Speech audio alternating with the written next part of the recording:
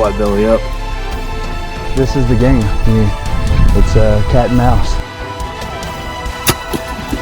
Smoked a turkey. He is down. He is freaking down. Said he shot an absolute giant.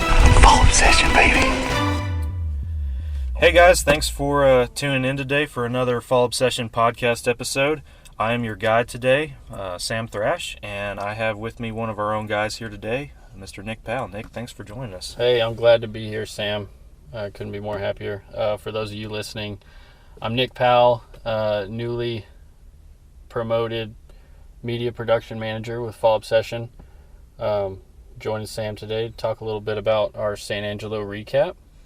Yeah, so you guys may have seen on our YouTube social media pages on our website, we recently had a hunt down in San Angelo that we got to be a part of, and that's kind of what we're gonna highlight today is our experience and everything that we had going on down there. And both Nick and I were down there. We actually had 10 or 11 of our own guys down there and a couple guests hunting.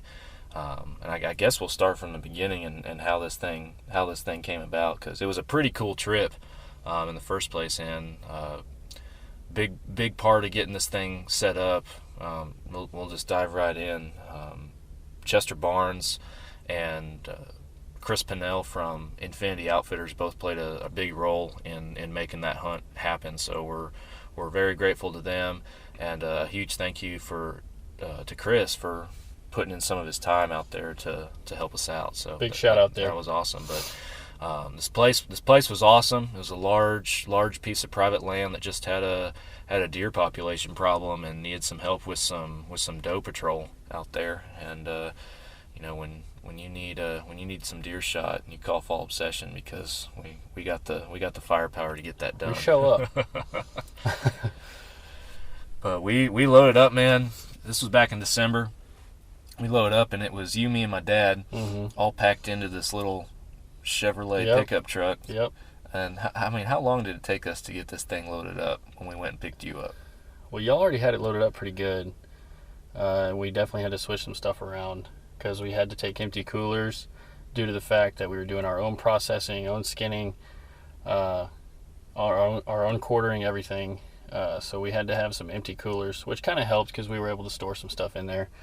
But it probably took us a good 30 minute long Tetris game. Oh yeah, we were playing redneck Tetris for sure. There wasn't no question about that. Absolutely. We had this thing packed down. You were sitting in the back. I was in the back. Could barely Sam see was your sitting head. in the driver's seat. He drove the whole way. I could barely see your head in the mirror. There was so Sam's much dad, crap in here. Your dad was riding shotgun. I was in the back behind the shotgun seat, and I had a space for me, and that was it. The whole back seat was loaded up to the ceiling. We had the bed of the truck loaded down, and a hitch haul as far as we could, and a hitch haul in the hitch loaded down with stuff. Yeah, we were packed in here, but we were ready for a solid few days of hunting in Central Texas. So it was definitely worth it. Yes, absolutely. We this kind of to give you guys an idea with like our staff and how all this works. We have a couple dozen guys that represent us at different capacities, whether it's an administrative level, a pro staff level, or a field staff level, across North America, really, and a couple guys even in Canada.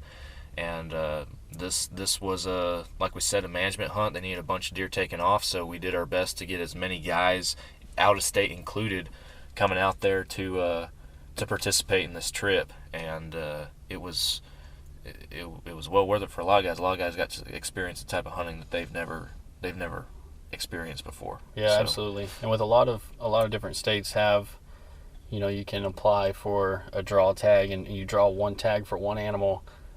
Texas, all you have to do is you buy a license, and you get 5 deer tags, 3 does, 2 bucks, and 4 turkey tags, 2 mule deer tags. You get a plethora of tags for a smaller amount of money. Yeah. Texas is a target-rich environment state. It is a very large state, as everybody knows, and like Nick just said, as far as what you get for a hunting license, a lot of guys, even even coming from out of state and having to pay for an out of state license, were surprised at the number of deer tags on their license for the amount of money that they paid. It's well worth it. So for those of you out-of-staters that are listening, definitely look into getting it out. If you're interested in hunting in Texas, definitely look into coming, because you get well worth your money's worth in tags. Absolutely. So we get out there on this place in San Angelo, and everybody's kind of arriving that first evening. There's not really any kind of hunting or anything going to be going on, but Chris was going to take us out and let us kind of get the lay of the land and figure out where some of the stand setups were. We had some ground blinds with us that we were going to throw up, some bow blinds, if we found a good spot, and we did. We found plenty of good spots out there. But so we just kind of spent that first evening driving around, and man, just driving around. Even me, I mean, both of us, we're from Texas. Yeah. We've grown up here and hunted here most of our lives. Yep. And driving around there, I was even shocked at the amount of deer that I was seeing just from the road. Yeah. Just running around. Just from a little Polaris Ranger rolling through the property, how many deer we saw the first night was incredible. Absolutely. And let's back up a little bit and even talk about the lodge. Oh yeah, for sure. That place was awesome. Blew us away. Yes. That was completely unexpected. We're expecting. We knew that there was a house on the property, which, I mean, we'll take any day over. We'll take any day being in a bunk with just a roof over our head, over being on a tent on the ground outside in the cold. So we were already excited about that. But we roll up on this place that looks like a metal building from the outside, but inside is all decked out. There's mounts on the wall. There's a full service kitchen, bunk rooms with bunk beds. Like it was not a. We were not roughing it. We were not roughing it at all. At all. We were very well set up, ready to take on the week, for sure. Oh, yeah, absolutely. But no, we definitely spread out in that lodge, too, because even as nice as it was, there was still a limited number of beds and everything. But when you're out there for a hunt like we were about to have, you didn't care if you were in a bed or on an air mattress on the floor. Oh, yeah. And we had the floor covered with air mattresses. We had guys out there. I think the house, lodge, whatever you want to call it, itself would house roughly about 6. I think there was, if without the landowner, without him and his girlfriend out there, it was 6. It was 7, I think. 7 or 8, because you could fit 2 in their room, but they reserved that for them. So with them out there hunting with us, which was awesome, big shout out to them as well. It was 6, because I think there was 3 rooms, a bunk bed in each room, so you could sleep 2 in each room. Yeah, so we had 6, and we had about twice as many guys as there were bunks in there. So I was on an air mattress in the living room. I know you were on a couch. I was on a couch in a sleeping bag. Chris was on a couch. So yeah, we were packed in there, but man, we didn't care. When we went to bed, we were tired, and when we woke up, we were ready to go hunting. So, that first evening, we drive around, guys are trickling in, and we're just kind of spending time getting our bows, making sure our bows are sighted in and ready to go. The first morning, man, was cold, wet, and I don't even think I hunted the first morning. I think I just ran people around. I think, yeah. You're right. And I know you were in a stand somewhere that morning. Yeah, I was sitting with field staffer Tim Burgess.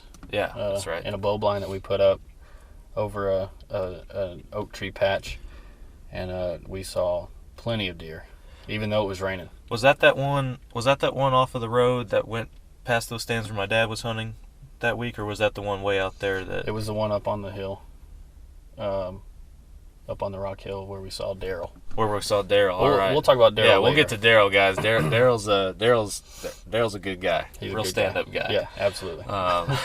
He's a forever friend of Fall Obsession. But and let's talk about that blind though, because I was there when we threw that blind up that y'all were talking about. It was a piece of cake. Well, piece of cake, but just something that a lot of people have no idea or would never even think to do when they go out hunting. Yep. Like, guys, when you go out hunting, you put a blind up, you brush it in, you do whatever you want to do, and normally you let it sit there for a while before you even go back out there. Yeah, because of scent and everything, you're leaving your scent out there. The blind's got its own scent. You want the deer to get used to it, give the deer time to get used to it. But in this case, we set it up when did we set it up? That morning? Yeah, we In set the it up dark? that first morning We in set the it up dark, that morning in the dark. in the rain. In the rain, and we had deer coming to us that morning. Yes, that's just the sheer shock of this place with all the animals that we were seeing out there, and just the fact that they didn't care. They didn't care at all. Like we threw, and this not like this blind was like severely tucked into timber or No, anything not like at that. all. This blind had a couple of little scrub brushes around it, and Yep. that was it. There Couple was little- nothing else next to this we're blind. talking a couple of little thin 2-foot high mesquite bushes around this blind. That was it. It wasn't covered. There was no tree cover, nothing. It was just a couple of bushes around that blind, and that was it. Yeah. It was basically in the wide open. Yeah, it was Up on just, top it was of the just hill. out there, and it just amazed some people that we would do that we would just go out there that first morning, pop a blind up, and just set y'all's chairs in there and go for it. Yeah. See what shows It up, was and actually see incredible. deer and have the deer moving around you. To give you guys an idea too on the number of deer that are out in this place, this ranch has over 6,000 acres, and in the 3.5 days that we hunted it, we probably only hunted roughly about 500. Yeah. That's what I was gonna say. We did not go past that, which is absolutely crazy. Yeah. So all as to say, y'all sat there. We had some other guys in some other stands. I didn't hunt that first morning just because I was trying to get the feel for it and figure out where we were putting people. Yep. And it was cold and wet, and I wasn't going to try to wander around and find a spot to sit down. But did y'all kill anything off that blind that morning? Yeah, Tim shot a doe that morning. That's right. Mm-hmm. So Tim got a doe that morning, and I remember my dad being out there with us. So my dad, he's a rifle hunter, and he hadn't hunted really in 2 years. I think the last deer that he killed was actually, y'all can go see it. It's season 2 of our show, Fall Obsessed Outdoors, on our website. That whole season is based around my dad's hunt in South Texas, and I think that's the last time that my dad had killed a deer before this trip. So my dad's a rifle hunter. I found a good rifle blind to put him in that morning, and with all those guys out there, a couple of rifle hunters, it's hard to tell who's shooting or what's going on.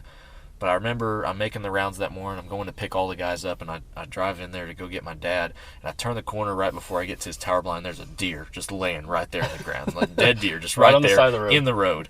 And I'm like, well, he got one. And so I stop. I pull over right there, and about that time, my dad comes walking around the corner. I'm like, all right, you got one. Good job, Dad. Yeah, good job. And he's like, oh, that's just one. And I'm like, you got more? He said, yeah, I got more. There's another one laying over there. Yeah. He goes, I didn't think I'd find that other one, but she's just laying right over there. So my dad just straight out of the gate, first morning, knocks 2 deer down. Yeah, and piece of cake. Yeah, he was the champion for the week for Stone sure. cold killer. Yeah, he killed the most out of Yeah, everybody. he filled all of his tags. He killed more deer than anybody that week. He hunted the morning and the evening, the first morning and the evening hunt we had. Oh, yeah. Between those 2 hunts, he killed 3 deer. Day 1, he's killed 3 deer. Yeah. And then the second day rolls around, he shoots another one. And that evening, I remember the second evening, he comes walking up to me. He's like, hey, I think I'll just let y'all go to the stands tonight. I've already got 4 deer. I only got 1 tag left. Yeah. He said, I'll just hang around here and hunt the morning and try to fill my last tag. He wanted to savor it. Yes. Yeah. And sure enough, he did. He hunted that next morning, shot his last deer, and he was done. And, man, he was smart for doing so, because I talked to him that second day, and he told me, like, he just wanted to hunt the morning because since we were doing all of our own processing, skinning deer and everything, he wanted to shoot his deer in the morning, skin his deer in the afternoon, and then be done for the evening. He didn't Yes. want to skin deer through the night like we did Man, several times. We had some late nights on that skinning pole, and I mean, it wasn't uncommon to come back to camp and have to wait in line to skin your deer. Oh, yeah. To skin and quarter We your had deer deer laying on the and, ground And this waiting to go. skinning pole that they had was, it's these big steel pipes, and they got it all welded up, and you can literally put 4 deer on this thing at one time. You can put 4 deer on the skinning pole at one time, and we were still having to take turns and wait. Absolutely. That's how many deer we're dropping. And to give you guys an actual number, we tallied it up at the end of the week, and in 3.5 days, 10 of us had killed 31 deer and 7 turkeys off that place, and we didn't even make a dent. There's still a ton of deer running around out there. Oh, absolutely. Which makes me excited to go back this year. Yeah, absolutely. So we hunted. I know you and I had a hunt. I guess that first evening that you and I were in a blind together. The first evening, Yes, the first evening we hunted together. Yeah. And you had first dibs. I had first dibs because I hadn't hunted in the morning. Yep. So I had first dibs. Oh, well, we got to back up before that because there's another reason that I had first dibs. Yes, that's true. And it wasn't because I hadn't hunted in the morning. It was because you had already killed a deer. You didn't even kill a deer that morning, but you still hadn't killed a deer. So that blind that we were talking about that we just threw up there in the morning, I don't even remember who it was, but somebody had the idea that we might move it a little bit. It's probably me. I don't remember. It was you or Tim, I think. But one of us had the idea that we might move that blind a little bit. So it was, who loaded up? It was me, Tim, and Steven. Field staffer Stephen Bowen. Yeah. Yep. So the four of us load up in the Ranger. It's like 1 o'clock in the afternoon that day. The rain had rolled out of there, so the sun was coming out. And we're going to go move this blind and find a better, quote unquote, a better spot for it. And what happened then? So we start rolling down. It's probably 300 yards down this dirt road where this blind is set up from the house. So we start heading out to this blind in our Ranger, and on the way, we're almost to the blind, next to, because this blind is set up next to an oak tree patch, and so there's a ton of deer running out of this oak tree patch as we pass it. And so I say, hey, there's some deer running right there. So I grab my rifle. I have my rifle at this point. I throw my rifle up. I get one to stop, and I pull the trigger, and she runs 30 yards and falls. She crashed right there. So we go find her. Tim takes a shot, freehand shot. I think he had a clean miss there. We went and looked. We looked for probably 20, 30 minutes. Didn't find any sign. That was we have that one on video. That was a difficult shot that he tried to make. It was a long shot, freehand shot. I probably would have missed if I would have taken it. I know I would have missed. But we searched for her as a clean miss. Didn't find any sign of her. So we load mine up, head to the blind, decide not to move the blind. Yes, we decided we're not going to move this blind because maybe this spot is good after all. Good after all, yeah. So we leave the blind, start heading back to the house. We stop. I hand Steven my rifle because he didn't bring his. Yeah. Turns out he has the exact same rifle. It's a Mossberg 30-06 bolt action. Loophole scope. We might have different scopes. I can't remember what kind of scope he had, but I hand him my rifle because he didn't bring his. We see some more deer. He drops one. We go get her, load her up. We drive 50 feet down this road.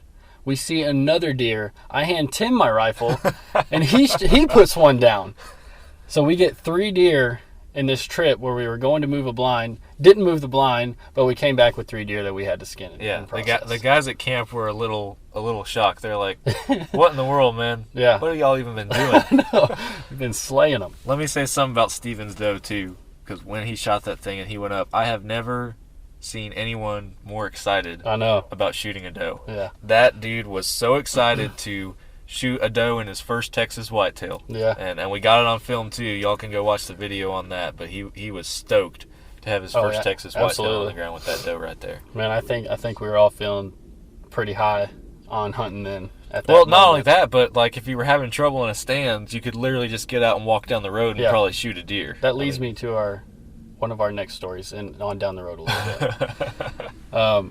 But yeah, so that's why when me and Sam went and hunted that evening. Oh yeah, that's what we were talking about. We went on a little tangent there, but that's why when me and Sam went hunting that evening, he had first dibs. Yeah, and nothing really extraordinary about that hunt other than I shot a doe with my bow that evening, so I was on the board at that point. Was that the second animal that you've ever shot with that bow? With my Elite? No, that was I believe that's the first one? First deer I killed with the Ritual. Because we went up to, Chester and I went up to Montana on an antelope hunt with our Rituals, but I ended up coming home empty-handed. That's right. For you guys who are curious about hearing about that hunt, I encourage you to go back a podcast episode and listen to Chester and I's recap on that hunt, because it was a pretty awesome trip. But anyway, moving on. So first deer with your Ritual. First deer with my Ritual. First animal, period, with your Ritual. First animal, period, with my Ritual. It's a pretty big deal. It was. I was pretty stoked. I was really, at that point, me and that bow were really clicking. I felt really comfortable with that bow and what I was able to do with it. I'd done a lot of practice leading into that season, probably a lot more than I well, I can say it was more practice and preparation that year preparing for bow hunting than any year I've ever had before. So, I was very happy with that bow, very comfortable with it, and very happy to finally get a deer on the ground with it. We were able to get that kill shot on video as well, so Yes. that'll be in season 3? Season 4. Season 4. Coming out April 4th, 2020. Season 4 of Fall Obsessed Outdoors hits the YouTube channel and social media, guys, so be sure that you follow Fall Obsession and subscribe. Be some of the first to see that, because a lot of the hunts that we're talking about right here were on film and will be a part of that season, so be sure you check it out. So after that first evening, we had 10 deer on the ground already. I'm pretty sure, because we're talking about a handful of guys here, you, me, my dad, Steve, and Tim, but on the other side you got Nick Latham and his son Dawson. Mm-hmm. You got Drew, Andy Meeks. All those guys are over there on that other side, Yep. laying them down at the same time that we're over here Mm-hmm. killing them like crazy. Yep. So deer were just dropping everywhere. And Drew, let me say something about Drew real quick. Drew, if you're listening, you were a stand hog, man. Yeah. You found a good stand and you wouldn't let Yeah. anybody else hunt it. I need to throw a little something in there too. The first morning where Drew and Andy went and sat. Do you remember what they saw? Yes. So I get a text message from Drew, and so that morning when it was raining, I didn't hunt and Nick Latham didn't hunt. I remember that. And we were both standing on the front porch talking with each other, and my phone dings. I look at it, and it's Drew, and he sent me a picture of a zebra. A zebra. A zebra from Africa. Yes. The kind that Africa has. Yes. Africa zebras. Yeah. Africa zebras. I don't think there's any other kind of zebras, but So he sends me this picture of this Africa zebra, which, if y'all are wondering, it's black with white stripes. not white with black stripes. Pretty sure. Yeah. You can argue that with me later if you want.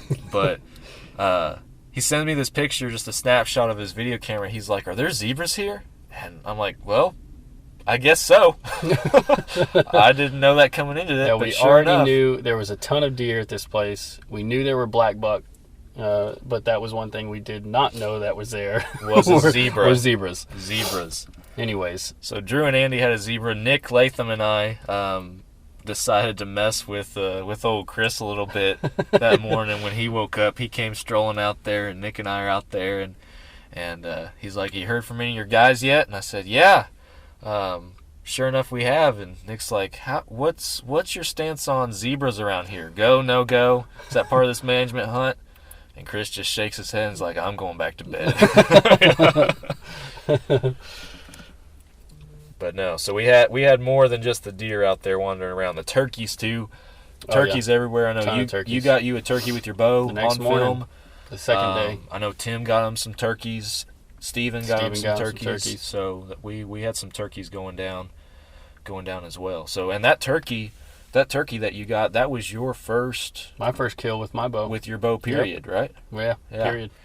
So that was pretty I don't awesome. count the squirrel that I shot 4 times at. We won't count that.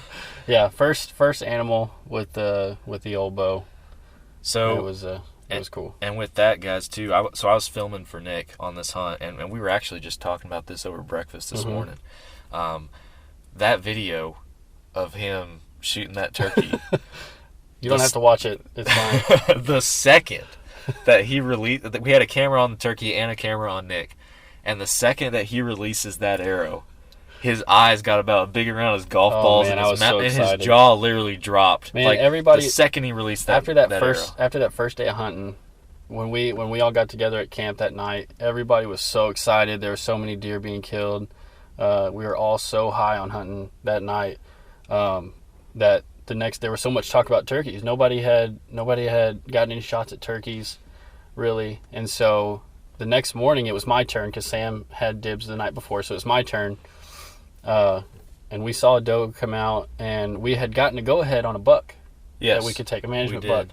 did. And so, me being selfish, which I shouldn't have been, I passed on that doe, and I was going to wait on this buck to come out. But, oh boy, never came out. But we had a group of 3 turkeys that came out after that doe, and I could not have been more excited to kill the first turkey of the trip right there. Absolutely. And so that just added to my excitement when I put that turkey on the ground. Yeah, for sure. That and so while we're talking about that hunt though, and you being selfish, Yeah. so yes, we had an old 8-point that we had been given the green light on. We saw him briefly the night before, and we were hoping that one of us could get another shot. So the night before, me and Nick were in a stand. Next morning, you and I are in a stand again, except we're flip flopped. You're hunting and I'm filming, and right out of the gate, this giant doe Perfect doe. walks out. Perfect biggest management doe of the trip walks out. Yeah, it And was. I'll tell you how I know that here in a second. Yeah. Biggest doe of the trip walks out, and she's standing out there. Some smaller deer roaming around. And she was even, because we laid a line of apple out Yes. in front of the feeder, like probably 10 yards closer to us. It was 20-yard Yeah. shot.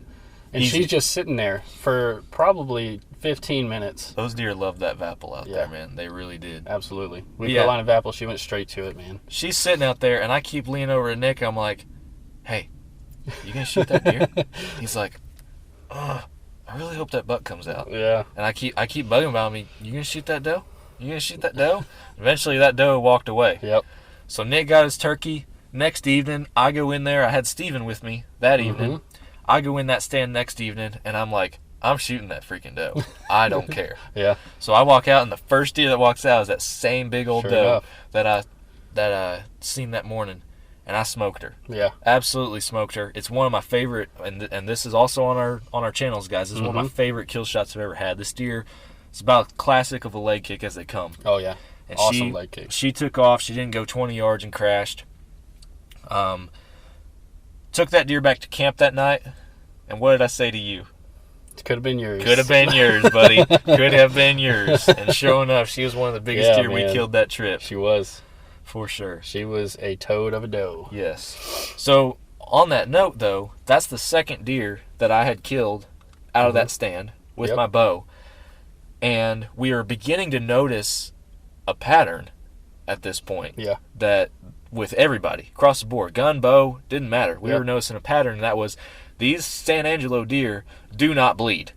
That's a fact. They do not bleed. That is a fact. We could not find, it didn't matter where you hit them, how you hit them, we could not find a drop of blood to save our lives. Yeah, But eventually we did. We'd find you basically have to go roaming through the bush, just roaming around, just random paths, and eventually you would stumble upon your deer. You start with the shot where, obviously the hoof prints are more indented from them running, and then you kind of guess at where they went. Luckily, we had it on film.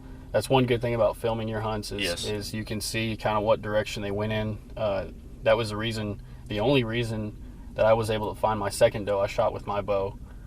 That was the only reason I found her, because we were able to film it and see which direction she went, and I just kind of headed in that direction and luckily stumbled upon her. And it was the same deal for both of mine, the one where I was with you and the one where I was with Steven. But, that was a consistent problem for everybody. And we got lucky, and we found ours. But unfortunately, there were a couple of guys that weren't so lucky. I feel bad for Andy in particular. Yeah, I hunted with Andy the second night, and he had an awesome, his doe. There was a doe that came up, and we thought she was going to take off because we had a cow come in to the Vapple, and it was as she was eating, and so she kind of trotted off, but she came right back around and actually came closer to where she was before. So it was actually really lucky. Gave him a perfect shot, and he hit her so good. But she didn't bleed. She ran for probably, 200 yards? Yeah. Something crazy. It was more than that. It was ridiculous. And I remember you showed me the footage of the shot, because you were with them, I wasn't. It looked like a good shot. And then I saw the picture of the arrow. Yeah, arrow was covered in blood. Bright red. Yep. Blood. Couldn't have been a more broadhead perfect arrow. broadhead to knock. It was completely covered in blood. Yep. And y'all couldn't find a drop. I helped y'all look a little bit that night. We would find, we kind of saw where she went. We saw a piece of skin where the arrow came out at. Probably took some skin off. We found a piece of skin, and then we found another drop 15 yards up, and we found another drop 10 yards up. And there's no blood in those deer. I'm convinced. It was so weird. And so the next morning, Andy and I went back out there with him. We had to back out the night before. Yeah. Because we couldn't find anything. I went back out the next day with him, and we got to looking, and we looked for a while, and we really started spreading out, and eventually we found her on the other side of a creek. It was well over 200 yards from where he had shot. Her shot was a great shot too. Mm-hmm. It was crazy, and unfortunately the coyotes had already gotten to her that night. So it's that's an unfortunate part about management hunts or hunting in general. You know, is that there do come times where you lose deer. Mm-hmm. It sucks. It's that gut wrenching feeling that just makes you sick. But it happens to all of us. It has happened to all of us, Mm-hmm. and it's a part of hunting, as unfortunate as it is, and whether you like to hear it or not, you know, that's part of it. So Me and Sam were fortunate enough to find all the deer that we shot, but there were a few guys that weren't able to find their deer just because of a lack of a blood trail. yeah, They all had good shots on them, but just a lack of a blood trail, and then you lose them, and then they keep going. That also shows the perseverance and how tough these deer are. They can just keep going and keep going and keep going. my dad played it smart. I'll circle back around to him here real quick. Those 2 deers that we talked about earlier that he killed that first morning, Mm-hmm. he went for, you know, the classic behind the shoulder shots on them. Found one of them pretty quick, but the other one he had to look for quite a while, he said, before he found it. And after that, he was like, I ain't playing this game. So he just started going for the classic neck shot, drop him right there, Yep. and he was 5 for 5 on the trip Yeah. with because of that. So It's where experience pays off. experience does pay off. He's been doing that neck shot for a long time. Yeah. Ever since I've been hunting with him as a kid. But no, man, it was a good trip. It was a lot of memories made, and I guess a good place to wrap up would be talking about Dawson. Yeah, I also have one more story. Yeah. When Chester got there. Oh yeah, old Chester. So we got down there. What day did we get down there? I'm trying to remember days of the week here, but we got down there. Tuesday night. I think it was We got Tuesday night, and then we started hunting Wednesday. we hunted Wednesday, Hunted Thursday, Thursday, and then Chester got there Friday. got there Friday, and we left Saturday. We left Saturday. Yeah, that's right. So Chester gets down there and brings his son. I don't remember his son's name. Lane. Brings his son with him because Lane, I don't think he's ever shot a deer. He has shot. I think he's shot 1 or 2 deer Okay. leading up to that. So they get there probably around 9:30, 10 o'clock that morning. Surprised us. So yeah, didn't know they were coming. And shout out again to Chester for he made this hunt happen. And then, part of what we do at Fall Obsession, none of us work full time for Fall Obsession right now. And because of that, we have other full-time jobs, and Chester had something come up at his work and was unable to attend this hunt, and he ended up being able to make it out there for the tail end of it. And man, that's commitment too, because that's a haul. It's a 4-hour drive to get down there, and he made it just for one day. Yeah. So, and he made his time worth it too, because he got there probably 9:30 or 10 o'clock in the morning the last day. And we told him numerous times, man, you could just take Lane, walk down the road, and you're going to see something and shoot it. Yeah. And sure enough, I offered to film for him, and that's exactly what they did. Man, we literally took off walking down the road, same road that we went on when we shot our 3 deer in that one trip when we were going to move that blind. Walked down the same road, and sure enough, the same spot where I shot my first doe. We saw a group of deer running, had one stop close to us. Chester laid down right in the road with Lane. literally laid down in the road. Literally laid down in the road. This is all on film too. Laid down in the road, put Lane on that deer, and they were able to put one down. So That's awesome. And Lane too made a heck of a shot. yeah, absolutely, dropped it right there. Yeah. Kid can shoot. Mm-hmm. And I think my favorite part of that video is Chester's trying to, because I've seen the video, Chester's trying to explain to Lane where this deer is and where to shoot him. Lane's is Chester's 7-year-old son. Yeah. So he's trying to explain to him where he's going to shoot this deer and where this deer is in the brush in the Because Lane's first trying place.